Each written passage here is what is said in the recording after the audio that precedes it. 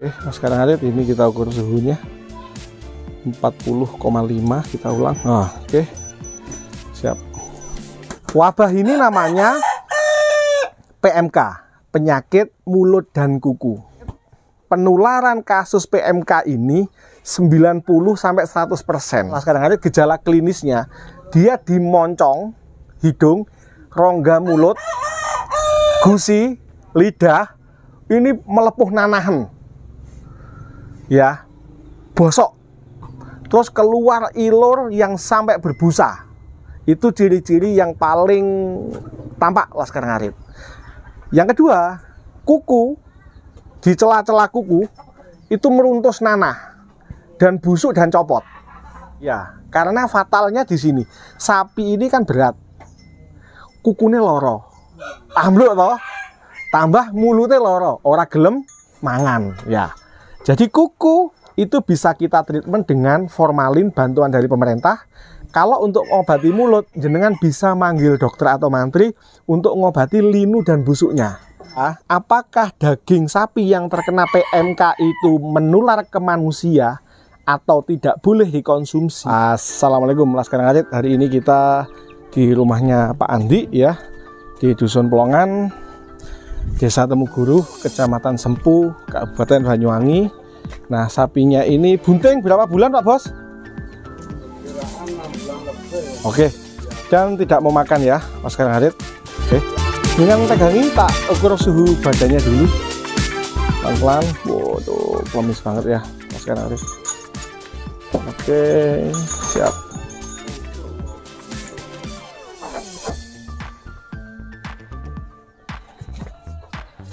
Oke, Laskar Ngarit, ini kita ukur suhunya 3940 Pak Bos.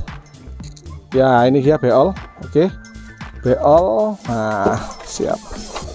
Bentuknya apa tuh jenis sapi gue? GR men tadi. Oke, Laskar Ngarit, ini kita ukur suhunya 40,5, kita ulang. Oke, siap. 40,5, sapinya Pak Andi ya, sangat demam dan pasti tidak mau makan. Nah, sapi bunting Laskar Ngarit harus menjadi catatan oleh peternak bahwa sapi bunting tidak boleh demam lebih dari 3 hari atau 4 hari karena bisa berbahaya bagi kandungannya. Jenengan sudah dengar kasus PMK, penyakit mulut dan kuku yang sangat menular dan mematikan. Nah, saya bahas.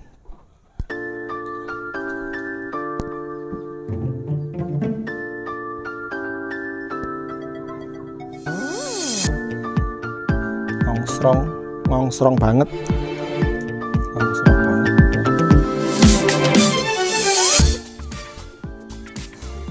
Oke, tidak ada luka.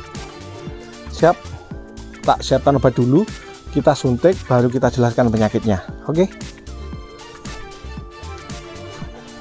dalam waktu 3-4 hari sapi ini harus sembuh ya.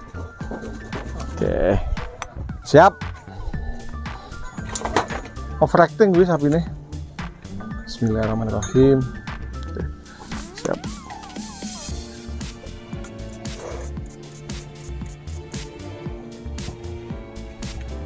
Oke. Hanya bedanya Pak Bos, tidak semua obat bisa saya berikan ke sapi bunting. Oke. Jadi ibaratnya kalau sapi jantan yang sakit sedino waras, kalau sapi wedok rong dino ya. Karena kita harus menyelamatkan kandungannya. Jadi nggak semua sapi bunting itu boleh disuntik obat. Dan saya yakin ini hamil karena klemis banget. Oke. Dan dia sakit banget 40 derajat. Oke.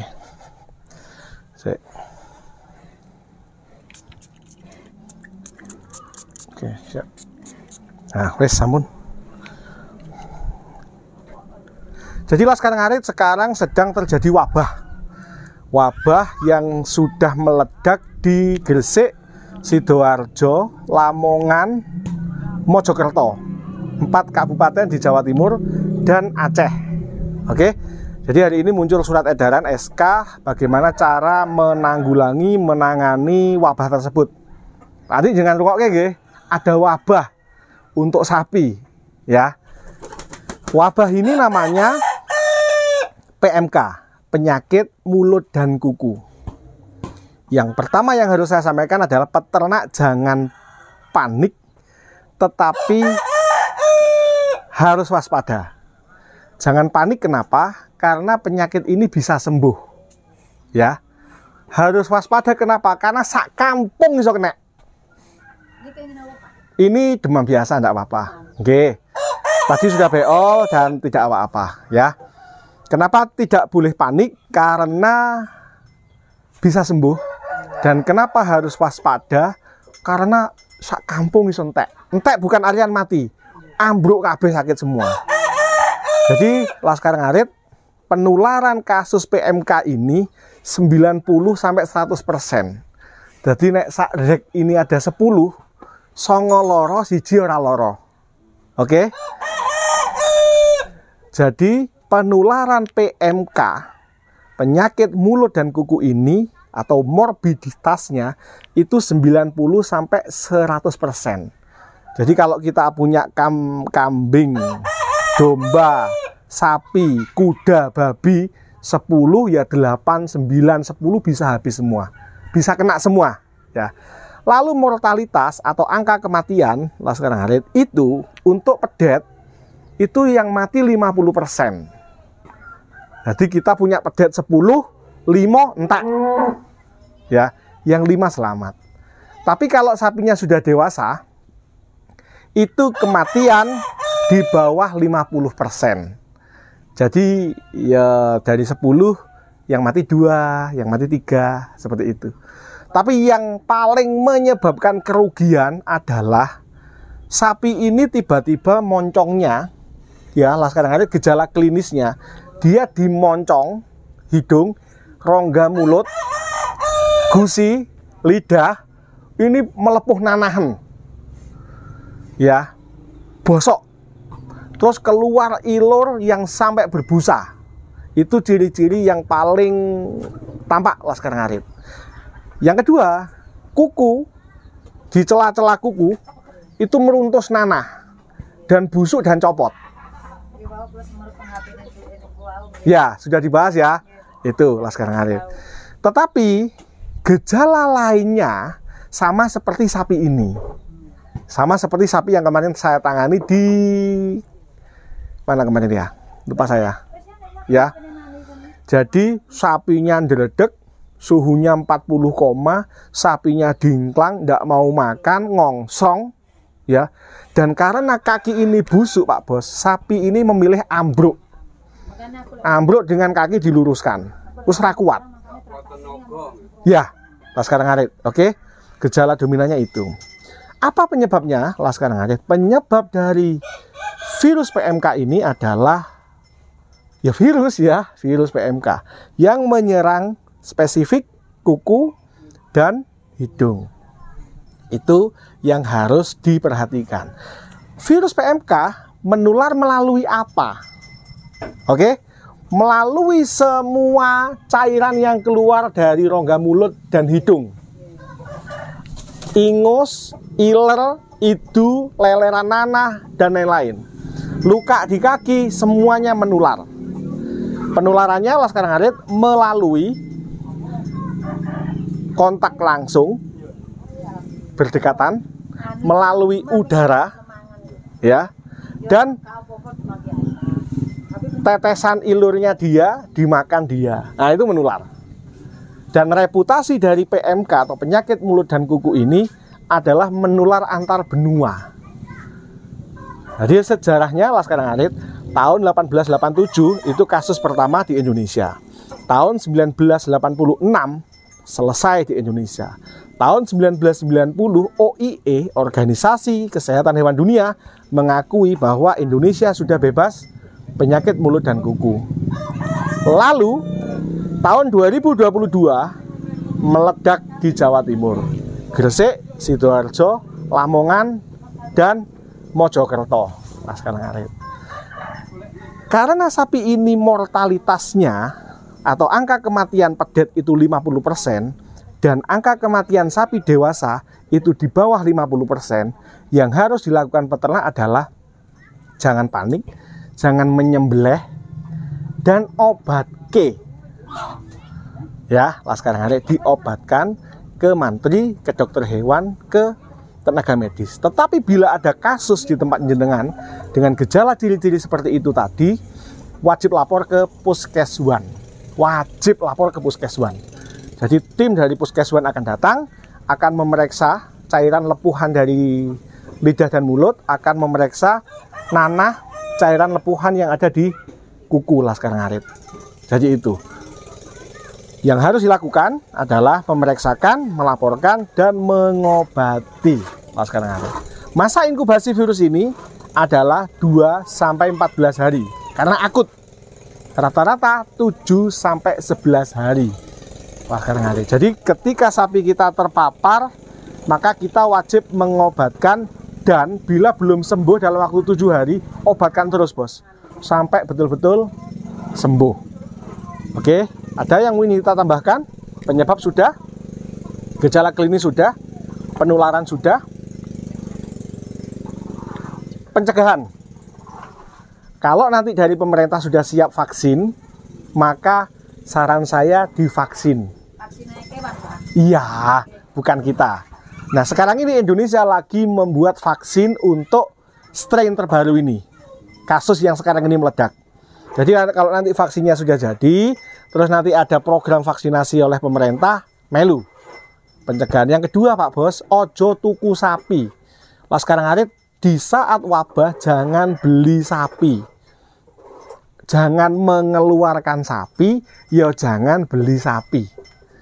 Lockdown ya, wis supaya sapi ini telu, wong plongan ya ojo tuku sapi dhisik, ya jangan menjual sapi dulu. Nggih, jadi kalau ada program vaksin ikut, lalu jangan jual beli sapi dulu. Yang ketiga, jaga kebersihan kandang. Yang keempat, berikan pakan yang terbaik. Yang kelima, air gula, mineral bisa diberikan. Bebas. Gula merah tanpa sirup marjan. Nggih. Ya, enggak apa-apa. Tak. Betul apa-apa. Ya. Nggih, enggak apa-apa. Siap, Laskar Ngarit itu yang pencegahannya itu. Kalau ada vaksinasi, terus jangan jual beli, jangan kirim-kirim sapi dulu, ya. Terus bersihkan kandang. Nah, kalau nanti sudah muncul luka, nanti akan ada bantuan dari pemerintah berupa formalin yang sudah diencerkan. Jenengan semproti tiap hari. Oke. Nah, sama nanti tetap minta pengobatan dari dokter untuk mengurangi rasa perih. Iya, karena fatalnya di sini. Sapi ini kan berat. Kukunya loro. Ambluk toh. Tambah mulutnya loro, ora gelem mangan, ya. Jadi kuku itu bisa kita treatment dengan formalin bantuan dari pemerintah. Kalau untuk mengobati mulut, jenengan bisa manggil dokter atau mantri untuk mengobati linu dan busuknya. Nah, dalam waktu 7-11 hari rata-rata sembuh. Kecuali ada komorbid. Komorbid kayak kita, kena COVID, darah tinggi, ya. Komorbid, stroke, matinya karena perpaduan penyakit. Nah, kasus PMK atau penyakit mulut dan kuku Pak Bos, matinya karena kembung, ya, nggak mau makan, lemes, semakin drop, dia posisi bunting, gitu. Jadi ada penyakit lain yang memperburuk kondisinya dia sehingga dia mati. Oke, siap. Laskar Ngarit itu seputar PMK. Kembali ke sapinya Mas Andi. Air gula tetap diberikan. Didulang makan boleh, ya, suket enom boleh. Jaga kebersihan kandang. Sapi yang habis disuntik nggak boleh bau pesing. Oke. Terus yakin akan sembuh. Karena lek ora yakin, wah, stres gitu, Pak. Nah, pikiran negatif mungkin wah didol wae jangan. Terus Laskar Ngarit terkait dengan PMK, apakah daging sapi yang terkena PMK itu menular ke manusia atau tidak boleh dikonsumsi? Boleh. Sapi yang terkena penyakit mulut dan kuku yang disembelih itu boleh dikonsumsi oleh manusia Karena virus ini mati dengan pemanasan. Pokoknya dipotong bersih, dikukus, digodok di atas 70 sekian derajat, kan kita di atas 100 derajat, virus itu mati. Tetapi Pak Bos, virus itu bertahan lama hidup di kepala, tulang, dan jeroan. Ya, itulah sekarang hari. Jadi kasus PMK ini tidak zoonosis, artinya tidak menular dari sapi ke manusia, tetapi sangat menular dari sapi ke sapi. Hewan apa saja yang terinfeksi PMK? Sapi, domba, kambing, rusa, babi, kuda, kelinci, marmut, hamster. Itu rentan terinfeksi, banteng, rentan terinfeksi penyakit mulut dan kuku. Siap, Laskar Ngarit. Video part 2 seputar penyakit mulut dan kuku. Semoga bisa menambah wawasan buat jenengan semua. Waspada boleh, panik jangan, karena penyakit mulut dan kuku memang sangat menular dan sangat menakutkan bagi kita, tetapi bisa disembuhkan. Jangan panik selling, jangan dijual murah, jangan disembelih, karena akan membuat daging harganya turun. Ya, loh, kabeh bingung do beleh, stok daging banyak, tidak laku, peternak rugi. Jadi kalau terjadi infeksi, lapor petugas, ikuti saran dari petugas, jangan dijual lockdown. Lek jenengan kena, kucingnya, sapinya kena, jenengan jual ning pasar, kuwi engko sak glemor kena kabeh. Begitu Pak Bos.